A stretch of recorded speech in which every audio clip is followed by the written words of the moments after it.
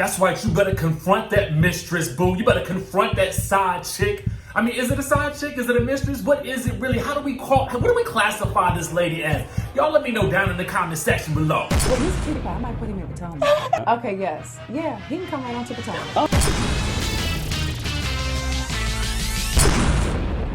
What's up, y'all? It's your boy Richie Scott. We back with another video. I want to thank you guys so much for tuning into this channel. If you haven't done so by now, go ahead and hit that subscribe button down below and hit that notification button so that you can be clued into when we drop new content right here on this mother freaking channel, okay? Now, go ahead and smash that like button if you like Housewives related content, because you know that's what we diving into today. We are talking about the Real Housewives of Atlanta, and we're going to break down first the news surrounding the episode, and then we're going to talk about the episode itself. And let me go ahead and tell you guys what we're going to be covering today. We're going to be saying what Kandi is saying about Miss Nene Leakes. Oh yes, she is basically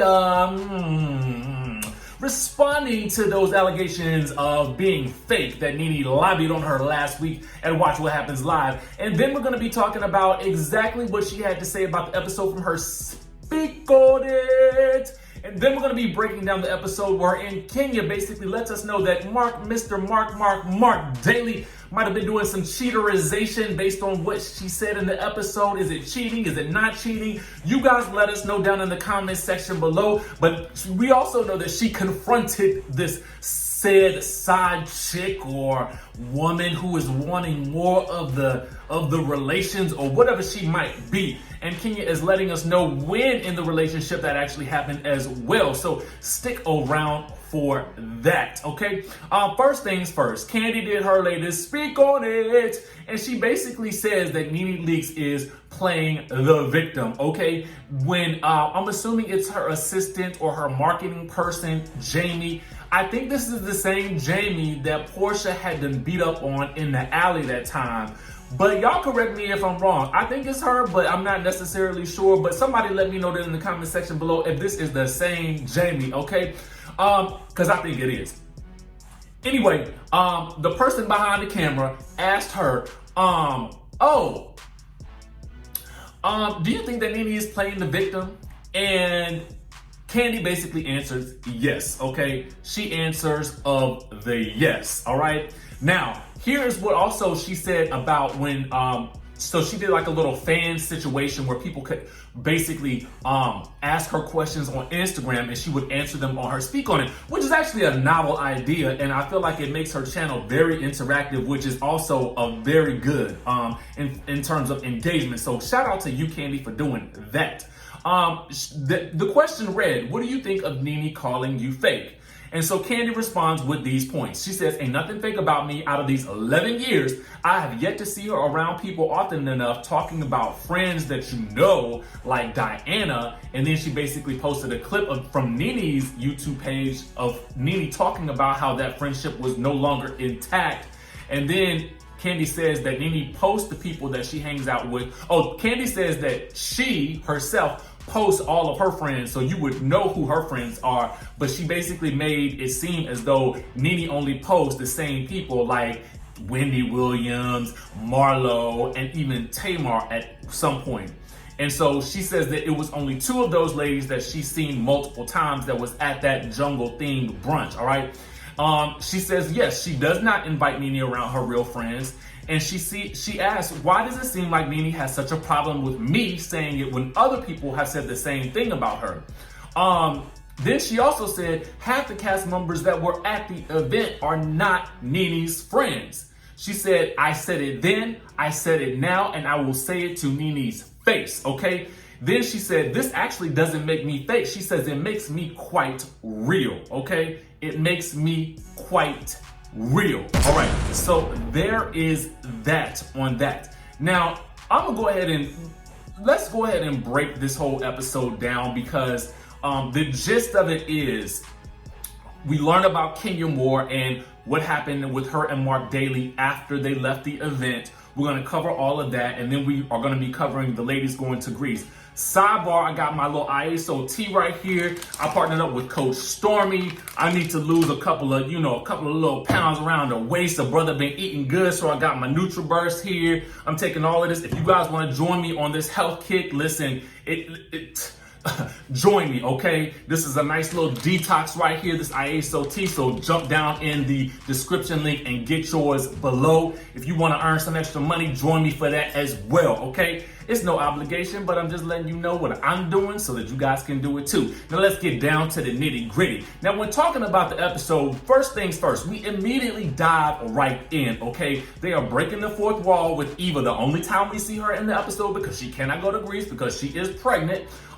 She is basically getting an alert on her phone while she's filming a confessional that Miss Kenya Moore is indeed getting her divorcerization, okay? The announcement came out while she was actually filming her confessional, and the first thing she's thinking about is, oh, I gotta call Cynthia Bailey. Not, oh, let me call and check on Kenya and see if she's okay. I mean, it's just like, for me, I'm thinking to myself, when you have been thinking more about the person that's involved, especially since you were running around in the media right now singing Kenya Moore's praises, it seems like the first thing that you would have been thinking about doing was calling Kenya Moore herself. But that's just me. I don't know. What do you guys think about that? If you read that one of your co-workers that you were in close confines with, who you were building a friendship with, was getting a divorce in the media, would you call another co-worker or would you call the co-worker in question? Comment down below and let me know what y'all would do, because I mean, to me, it's like, go straight to the source. I mean, why wait? If you're gonna be nosy, just go ahead and go to the source. That's my statement, and I stand by, I stick to it, and that's what it is, okay? Then we basically get Nene and Marlo on the phone, and Nene is like, well, I don't even know if the marriage was legal in the first place. And this is not the first time that she has said it. She said it on Watch What Happens Live, and now she is saying it in the episode. But let me know what you guys think. Do you think that the marriage was legal? In my mind, it seemed like it would be legal that they're announcing that they're getting divorced, but maybe, listen, I'm not a marriage expert, especially when it comes to paperwork, so I don't know. Somebody comment down below and let us know here on this show, okay? Then we get Kandi and Cynthia visiting Ken, okay, at Ken's house. Now, things were obviously much worse because Cynthia shares that she would have been gone. And now, you know, if Cynthia is saying this, that she would have been gone, she would have been gone, because she definitely went through a stuff with Mr. Peter Thomas, okay? And I'm not saying that Peter was bad, but what I'm saying is it seemed like that situation was bad for the both of them, especially for her on a financial front, or at least that's how the show made it seem. Now, I would love to have a conversation with Mr. Peter Thomas to find out what the real deal was when they was married, but I digress, and we're gonna keep it moving on that. So Kenya says that when she went to sleep that night, the night after her event, she wasn't sleeping with Mark because she had put him out and told him he could not come back in. And we're gonna get to exactly why in just a second. But she says that her publicist called and said that he was going to make a statement, so he forced her hand. He forced her to basically come out and make a statement via People magazine that she was getting a divorce, so that she would be the first to announce that she was getting the divorce first. So to me, it seemed like this. She found out that he was about to break up with her, so she decided that she needed to break up with him first. That's what it seemed like to me. I don't know, but y'all let me know down in the comment section. I know y'all will. Now, let's get to the Uber ride home. So when they was in the Uber ride, apparently he got to yelling and screaming at her so bad that the Uber driver had to actually kick him out.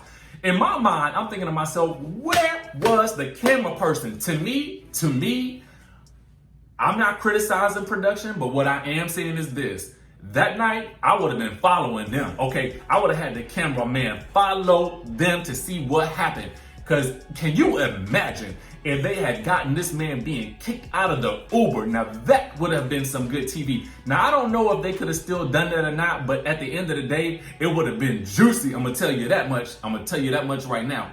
So Cynthia asks Kenya, does she want a divorce? Kenya says, I don't want a divorce, but my instincts say he's doing something else, because she allegedly saw text messages. One of the women that he had been with beforehand was begging him to keep the intimacy going after they were married. So she admits that she had seen red flags early on. And so in a tweet that she posted later, she basically admits that this was like literally 3 weeks, I guess, into their first marriage. I'm not looking at my notes right now, but I'm posting it right here so that you guys can see it for yourself.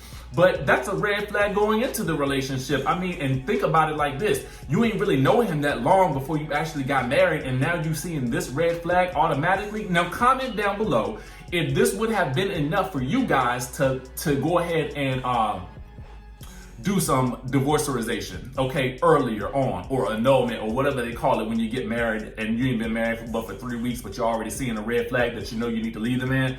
Let me know down in the comment section below what you would be doing, because ultimately that's a huge red flag. Right after you guys get married, that's something. And the other red flag is this that goes unmentioned. The fact that she knew she needed to go check his text messages leads us to believe that she knew she couldn't trust the man from the start. But I digress. Now, she does say this: you can't believe who someone says they are, you have to believe who someone shows you they are.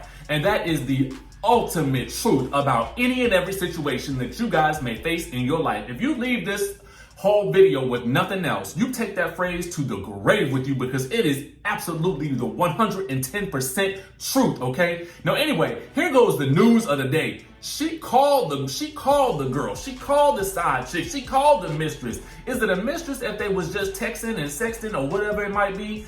But do we really know that they didn't necessarily do the thing? You know what I'm saying? Do we know that they didn't? Because it seems to me like they might have been still doing some operations, okay? Now, basically, she made it seem like he admitted that he was wrong and he apologized. But she then says that he still continues to have conversations with this chick this day.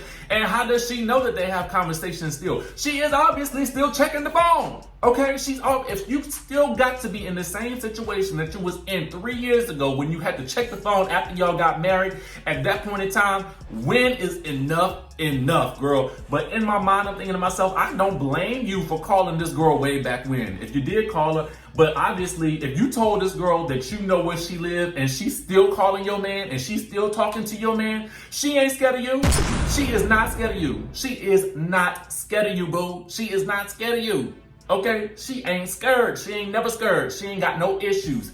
And he ain't got no sense of like, yo, let me actually stop doing this. Like, he basically telling you, I don't care about your feelings and I'm gonna call this girl right in your face. Okay? That's kind of what I feel like he's doing. If she know that he's still calling this girl, that's some ultimate disrespect right there. And he apologized for it early. Y'all done got, this is getting my blood pressure up. It's getting my blood pressure up. I tell you the truth.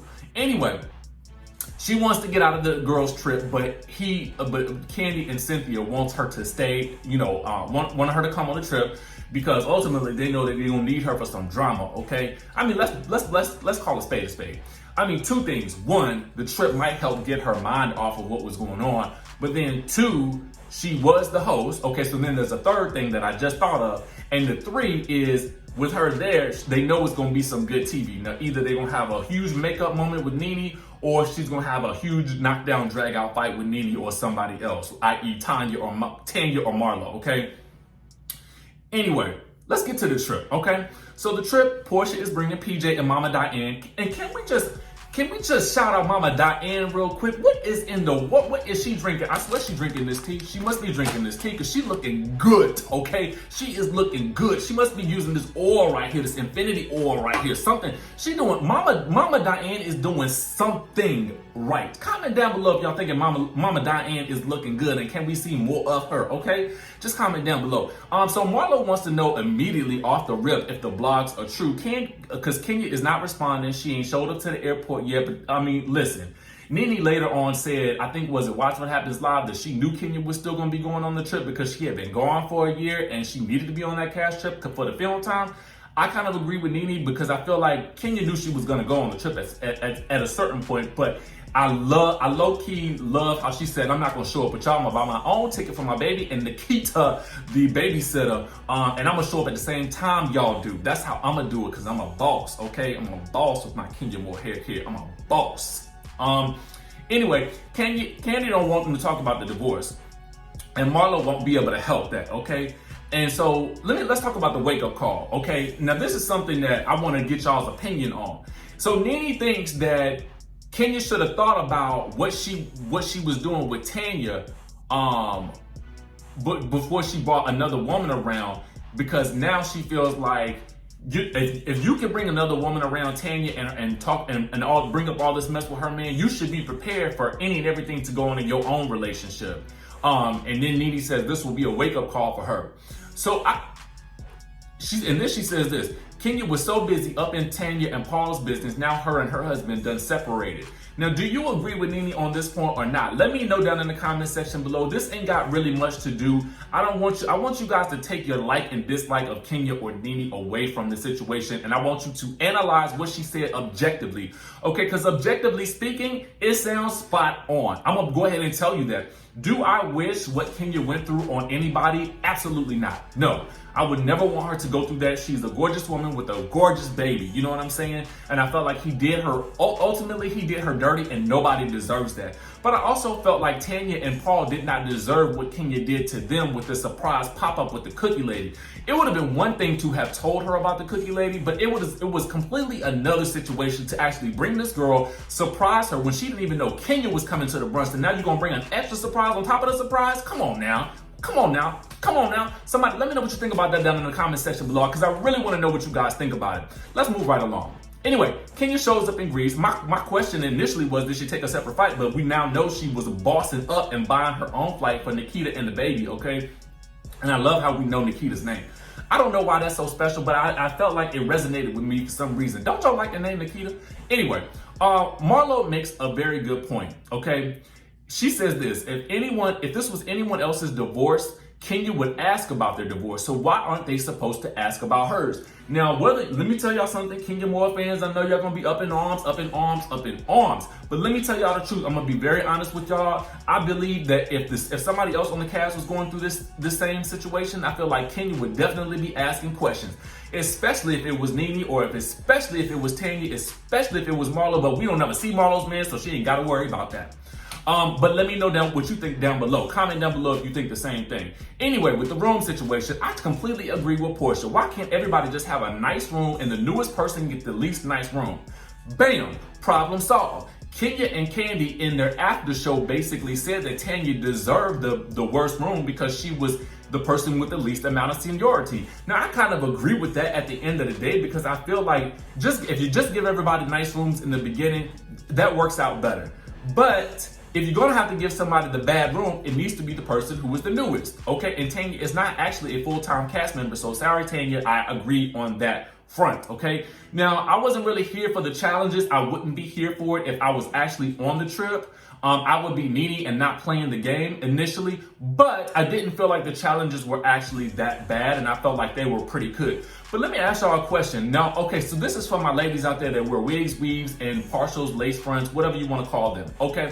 When Porsha ran and she jumped off of the into the pool and she dived in with her go naked hair in there, my first thought was, oh, your hair is done for the trip. Oh, you're not gonna be, what's gonna happen here? Is it gonna lift? Is it gonna rise? What's gonna happen? Is it sewn in? How is it? Is it tied in clips? What is it? Because when she got out of that water, she go naked is better when it's wetter, okay? So y'all let me know how that situation works down below, because I did not understand it, and sure enough, she was there, but I noticed she had a headband tied around that hair in the next scene that they were in for dinner. So I don't know, somebody let me know down below. Anyway, we learned that Cynthia is gonna be phone boning with Mike, and she wants to know, does anybody else in the group phone bone? I really don't, I mean, I don't know.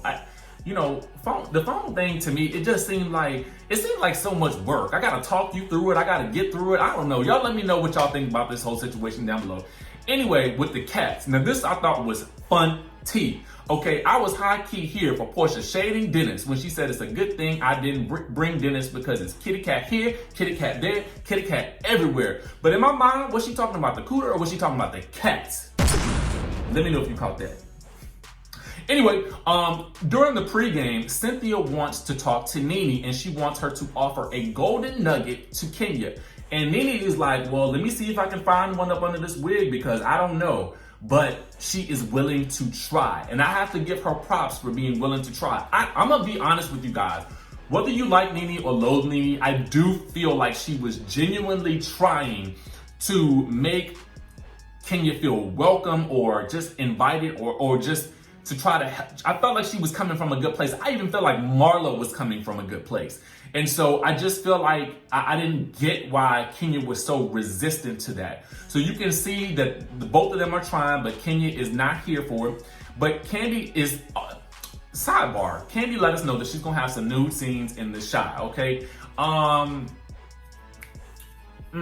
Okay. I just wonder how Todd gonna feel about that. I'm trying to figure out how I would feel if my partner was like, yo, I got some new scenes in the movie. What you think about this? Like, I don't know. Would you guys be here for that? Are you mad about that if your partner tell you that? If your boyfriend, your spouse, your husband, your girlfriend, whatever, if they tell you they got some nude scenes in a play or a movie or something like that? I guess it just depends on how much you're getting paid for it. Because if you're getting paid for it, if you're getting $1 million for it, I mean, I'm not mad at it either. But if you're getting $100,000 for it, I mean, I'll take that too. If you get $50,000 for it, I'll take that. But I mean, just let me know what your number is, okay?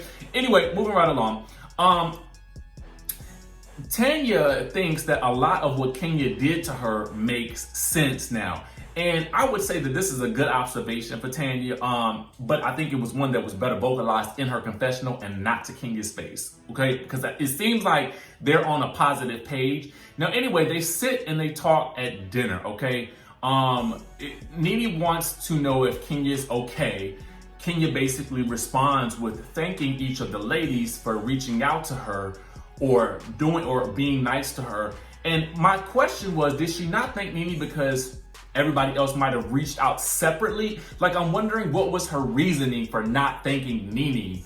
And I'm wondering if it was because maybe each of those other ladies had actually indeed reached out privately and not publicly. Does that make sense to you guys? I was just trying to understand it. But you guys let me know what you think. Did she just snub her because she just didn't want to acknowledge her? Or did she snub her because maybe they did reach out behind the scenes and Nene had not, okay? So I'm not gonna really talk about the snubberization part and with Nene asking the questions because I already gave you that preview in a couple of videos ago. So we're gonna move on along to what happened after Kenya gets up from the table after she does not want to fellowship with Nene, okay?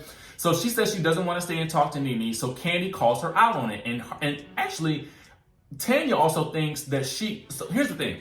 Kenya says this. She says she doesn't want to add another layer to what she's already dealing with. I understand that. But Tanya is right in this situation when she says that Kenya should tell her that they will talk later. And so Kenya agrees and that she's going to take her some baklava and she's going to give it to all the ladies, serve some to the ladies and tell Nene exactly that. Now, by the time she gets ready to go back in there and tell her that, Nene is out and she's over it. And Kandi is trying to stop her from leaving. And I shout out to Kandi for trying to be the middleman and the peacemaker in this situation. But Nene at this point is out and she leaves with one parting shot saying she is going to go talk to her man so she can keep her marriage together. Now, you know that was directly a parting shot at Miss Kenya Moore. I honestly think that this trip is going to get much, much, much, much worse. And I am actually here for all of it, all of the drama. You know, we were going to break it all down for you guys. Make sure you guys tune in to the channel, subscribe, hit that notification bell button, comment, smash the like button if you like Housewives and reality TV related content. Y'all know what's up. I'm going to see you in the next video.